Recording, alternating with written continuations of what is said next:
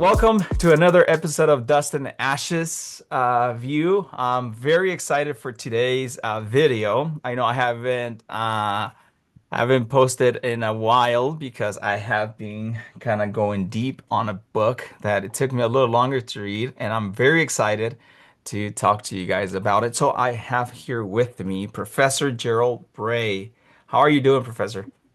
I'm fine, thanks. Yes, we're on spring break at the moment, so I'm happier than usual. Well, I will say this. I am extremely grateful, and it's a humbling experience to that you would take the time to talk to me about this great book that I think it's a book that I will be reading again and probably be reading another time after that. It is called Jerusalem and Athens. So let me put it right here. Fix it. There he is. Jerusalem and Athens. No, the Philosophy, other way theology. around. What's that? The other way around. Athens and Jerusalem. Oh, my goodness. Yes. Athens and Jerusalem, philosophy, theology, and the mind of Christ. So that might be a little bit dyslexia there. As I get older, I find out it's harder for me to read. So there goes the reason why it took me a little longer to post the video this time. But I'm so excited. I'm so excited for this book. But before we get to talk about the book, for those who don't know you, do you mind introducing yourself a little bit? Okay, well, I teach Christian theology at Beeson Divinity School, which is part of Samford University in Birmingham, Alabama. And I've been doing that one way or another for 32 years. I'm now officially retired, but in fact, I'm still working, as most retired people seem to be, one way or another. And I write books, and I've been doing that for a number of years. So could you tell me a little bit because I heard this somewhere else about how you when you were little and how when you were little they used to make you memorize like full like book chapters of the Bible. Yes, that's right. I mean, I didn't really understand it at the time, but um, looking back on it now, it was a great blessing in my life that I went to a Sunday school in a church very near to where I lived, um, which was run on what were even then rather old-fashioned lines. I mean, it wasn't a kindergarten on Sunday or anything like that. It was a real school, and we had to memorize. I started off memorizing scripture verses and then graduated to chapters. And then by the time, I was sort of in my early teens, we were memorizing whole books. Like at one stage, I memorized the whole of the book of Romans and then Ephesians and so on. I mean, not all, obviously all on the same day, but Right. we would read a chapter at a time and memorize it. So I had a lot of scripture pumped into me as a young man. Wow. I know you're if correct me if I'm wrong. I know you're of your denomination would be or your conviction would be you're an Anglican, right? That's right. Yes. Okay.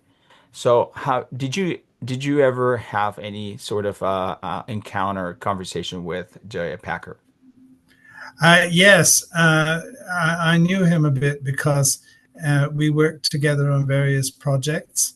I mean, I didn't know him very well because when when I went to England to live full time, he went to Canada a few years later. So we didn't overlap particularly very much, but in that way. Um, but we belonged to a lot of the same organizations, and over the years, yes, I mean, I had quite a bit to do with him. In fact, one of the times when I went to do some recording with Logos, which is connected to Lexham Press, of course, in Bellingham in Washington. I actually drove up to Vancouver to see him, because it wasn't very far away. And I'm trying to think when that was, probably about 10 years ago now. But that was the last time I actually saw him physically. You know what? And the reason why I bring Jay Packer in the conversation is because of the segue I was trying to make, which is Mm. I heard that he was an amazing book reviewer, and his annotations, his whenever they would send a book for him to kind of commend a book or review a book, Yeah, he would write a lot of notes. So right. he was a master at doing that. And the segue I was trying to make was that he was great at doing that. I, on the other hand, get so geeked out that I don't have a lot of notes other than all the notes that I have as the pages went. So, Right. Okay. yes. So, with that being said, kind of, I want to talk to you, and I want to say it right? Athens and Jerusalem. Um, Philosophy, Theology, and the Mind of Christ. How did this book come about? I could tell, I'm gonna tell you right now, I could tell that this book probably took years and years of just, I want to say research, but I know that you're also into church history and you've written a couple more books, and there's one of them that really piqued my attention on the church fathers. But could you tell me a little bit about how this book came about and what just sparked that idea of like, you know what, I'm gonna read a book, I'm gonna write a book about this subject. Well, I suppose it goes back a long way in that my undergraduate degree was in classics, Latin and Greek. So I had, all that before I ever started studying theology. Um, and, ancient Greek philosophy and so on, I was brought up on, or I studied it at university. And then I did theology, and of course I worked in early church history and so on, where the clash, if you like, or the um, I don't know what the right word to use is, but the kind of merger of uh, ancient philosophical ideas with Christian teaching becomes a major issue in the formation of the Christian creeds and the Christian systematic theology. So it's been with me one way or another, through my life. Um, I don't know what triggered the actual writing of the book. I'm trying to think now. Um, but it wasn't all that long ago that I sat down to write this particular book. I mean, probably not more than 5 years ago that, got all the information together and started writing seriously. Um, but I did feel that it was important to do, um, partly, I suppose, because the Christian world, and especially the evangelical world, um, doesn't have a very good intellectual foundation. Mm. Um, Very few evangelicals have ever studied philosophy or shown any interest in it, really. Um, and and I think this is a pity that they don't appreciate the importance of it, um, and particularly in recent times, uh, people have been leaving the church. Young people have been leaving the church because they feel the church doesn't really answer the questions that they have. Um, and doesn't really engage with science and things like this, or when it does so in a rather naive kind of way. That you get people, for instance, who will promote something like 6 day creationism without really thinking about it, and things like that. They don't really have much of a clue. So I thought, well, uh, I want to get write something that ordinary people can read and give them a sense of what's going on, um, why philosophy is important, but it's not enough, Mm. um, what the Christian revelation means, and why it's so important, and why it's not overthrown by modern science or things like this. That in fact the people who take modern science and modern thinking seriously um, actually are closer to Christianity and Christian beliefs than many of us realize. And to point this out, as I say, not to say that um, they're right and we're wrong, certainly not.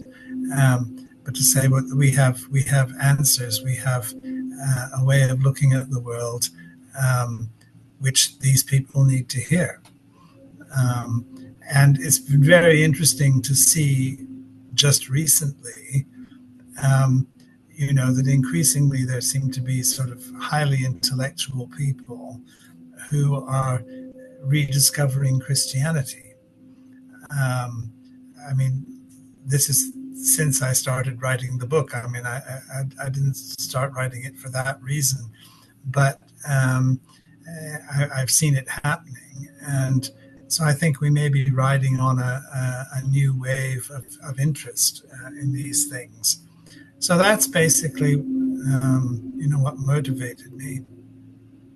Wow. Yeah, and you said you about 5 years when you started writing it, and writing you did. So it's 9 chapters, and some of them are pretty long. And I will say this, so I am not the smartest guy in town by far.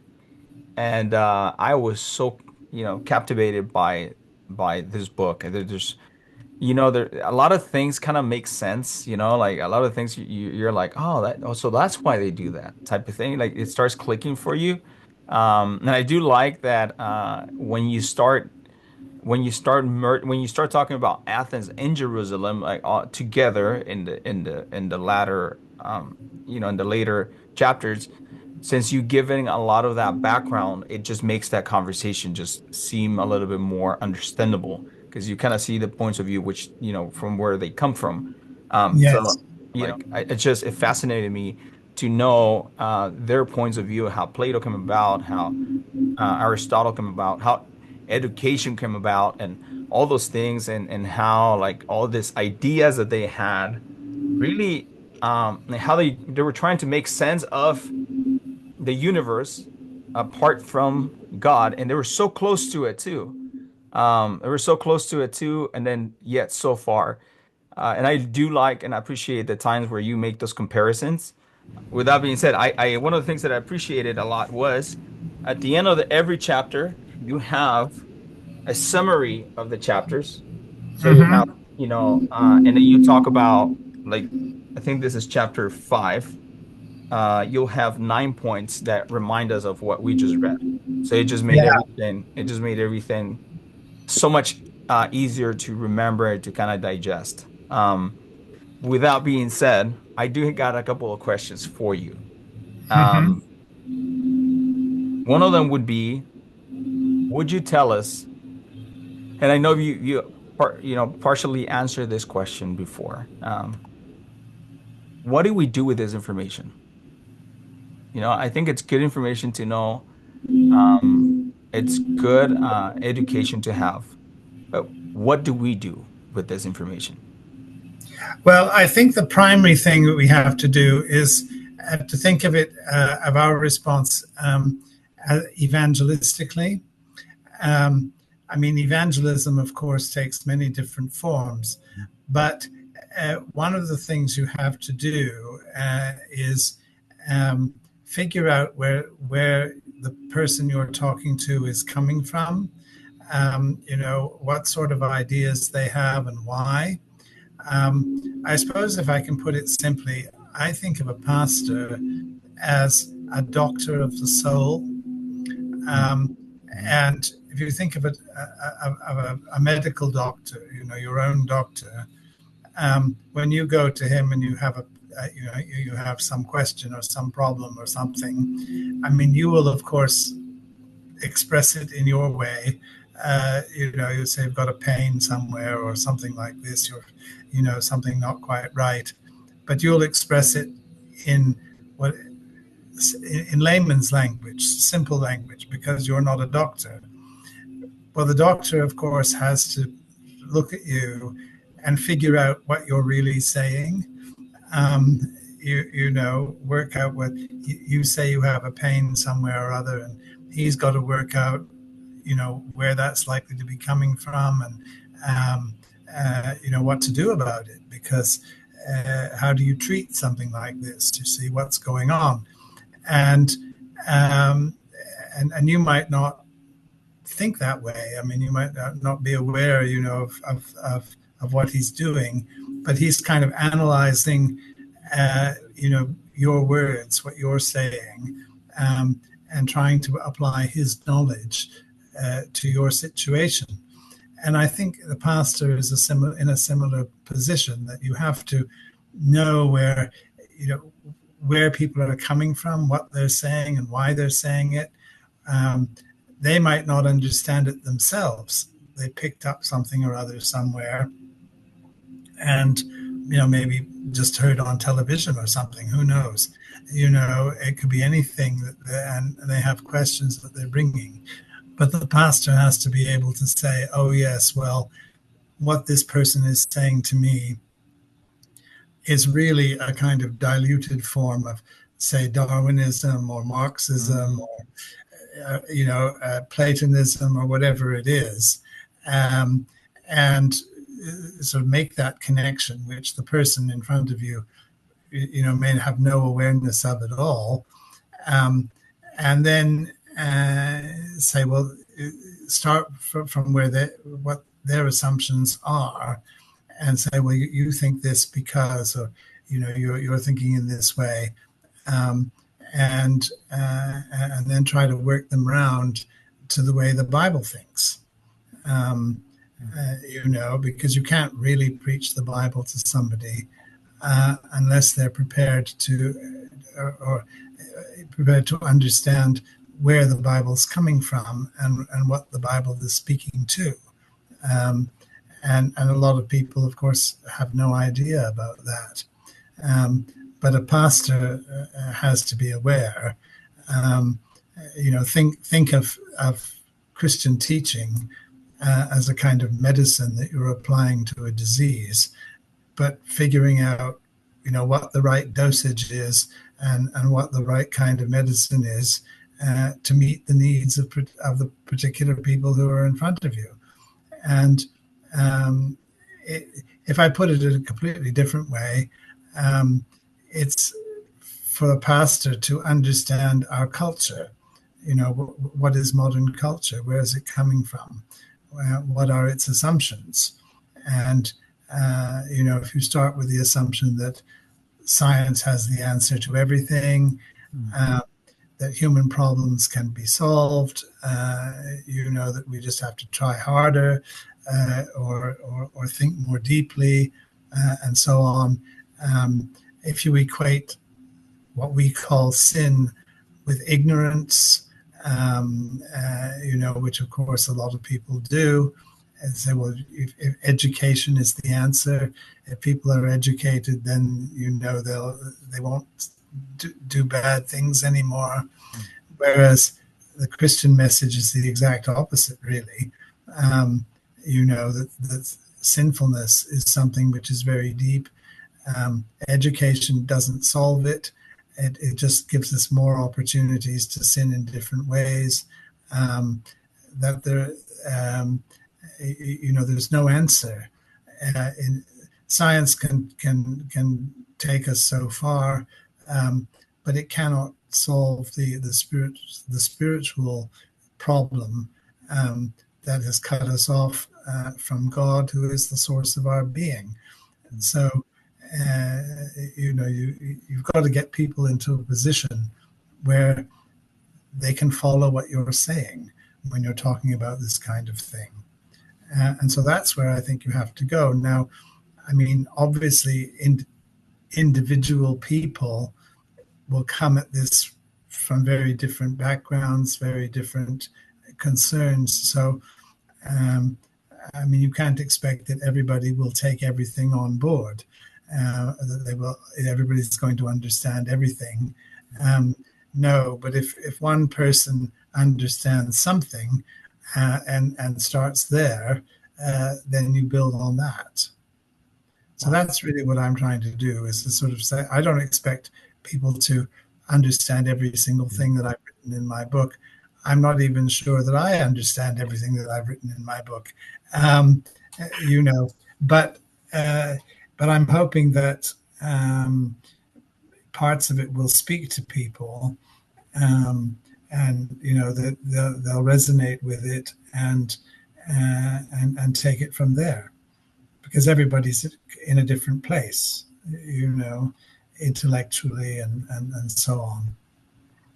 What a what encouragement that is. I think we could pretty much finish the conversation here and just kind of like ponder about what has been said. I think about it from a pastoral perspective, and then Mm-hmm. also from a congregation, or perhaps from a Christian, a layman perspective as well. I think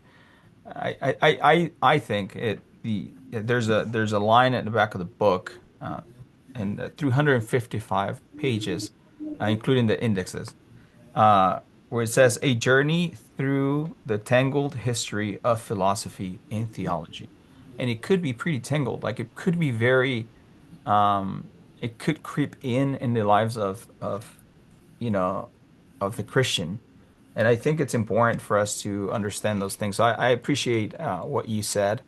I really do, and it's encouraging because we're not called to be ignorant in these things. And I'm reminded of. Do you know Professor Leland Ryken? I don't know him personally, but I know his name. Yes. Yeah, so he actually he has he loves a lot of, like, the novels, and he wrote a book on the Puritans, and I that catches my attention right away. But he said something to me, I don't know if it was in the video that we made or outside of the video, in which he used, like, for example, the red scarlet, right? And he said, I Mhm. believe that the red scarlet is a Christian book. Or he even wrote a sort of a response, not a response, but like a reading guide for it. And it just Mhm. reminds me of what philosophy, or what Athens and Jerusalem, philosophy, theology, and the mind of Christ. In which what you're saying is, um, there are things that would help us understand where someone comes from, what their thought process is, and where they're coming from, and how we can apply correctly the word of God. So it reminds me also of Paul, when he goes to Athens and he sees all the statues, right? And he says, "Well, Yes. that statue, that guy that you don't know, let me tell you all about." Kind of like that, right? He wasn't ignorant of what they practice, and he was able to turn what they were teaching at the time, kind of like what we see with John, with the Apostle John in John 1:1, right? And he Mhm. talks about the Logos, and in which they were not afraid to utilize their thoughts, and for them to convert that into the right teaching of what the gospel is. So I truly Right. appreciate you saying that. Man, this Mhm. been it's been such a blessing for me. And again, for for those who are listening and listen this far, this is the most I've been anticipating to interview somebody, and I've interviewed a few people that I love and I admire. But this book, I was reading this book, and the first page that I read, I was like, I have to meet Professor Gerald Bray. It was just such an amazing read. I don't want to act like it was an easy read. It was not an easy read for me. But again, I know some of you are a lot smarter than me, and you have even more fun with it than myself. I was having fun, but I was having to come back and read again, and that's why it took me so long. But for me, it wasn't the easiest book to read. It was easy to understand once it clicked.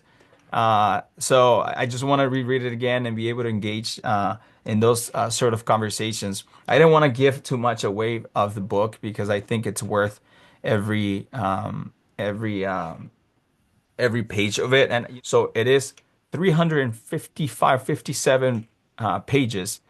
But it is, and also it's a very good looking book. Lexham Press, and they just keep dropping some good looking books and some good books. I've not read a book that I haven't been like, man, that's not a good book. Every book I've read from Lexham Lady, and that's the reason why I just kind of just started just reading Lexham books because I feel like I got so picky about the stuff I read because I don't have a lot of time. And when I read stuff from Lexham, it's good. And this book, I'm telling you, I'm probably gonna keep reading this book. Honestly, it's such a gift. It's such a gift. This book is such a gift for for the people who would like to understand a little bit more about Athens being philosophy and Jerusalem being theology. And I think it's such a gift for people like me. I mean, I love this book and I recommend this book. So thank you so much, brother, for taking the time and doing this. I appreciate it. Would you like to say any closing thoughts before we close? No, just God be with you, and I hope that those who read the book will profit from it and take it further. I mean, I'm not the last word on the subject. Um, I'm hoping not to end discussion, but to start it Yeah. and get people thinking. And if you can write a better book, please go ahead. I doubt it. I doubt it. Not you But it's personally, but someone who's hearing who's this. hearing it? Who's hearing it? So you're hearing this and you think I could do better than this. Praise the Lord, go and do it. Yeah, I still doubt it. And also, it is such a great stimulator. It's such a good thought. It's so thought provoking as well. So I appreciate it. You have a wonderful evening. For those who were watching this video, thanks a lot. I'll see you guys later. God bless.